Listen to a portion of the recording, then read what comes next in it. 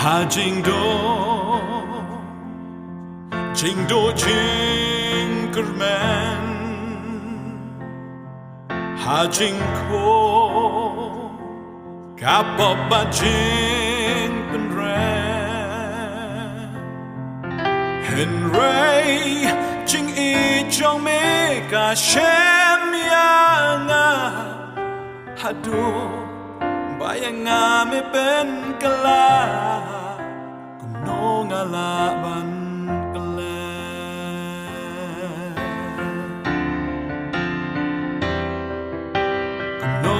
laban klet melayap bakum yanga nong laban klet melathit adon yanga dagak siar lemnida kadoruba raidasna jong me yanga nong laban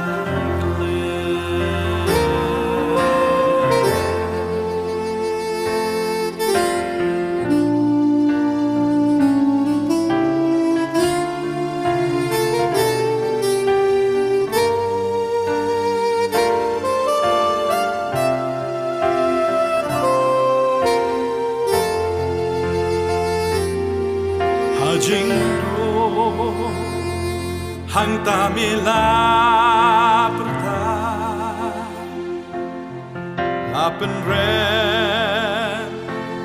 ya mi la pen saja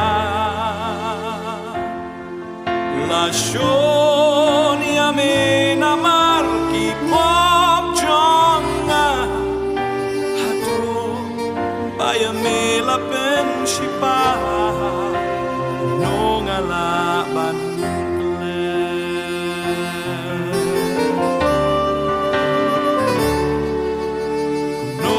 laban klet melayap bakum yanga kumno laban klet melathit ador yanga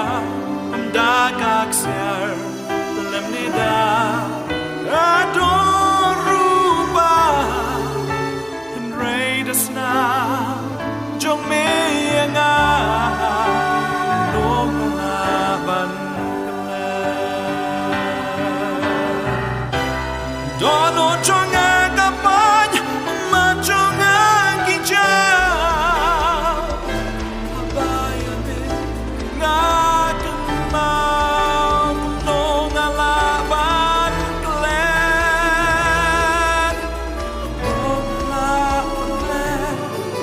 melayap bakum yanga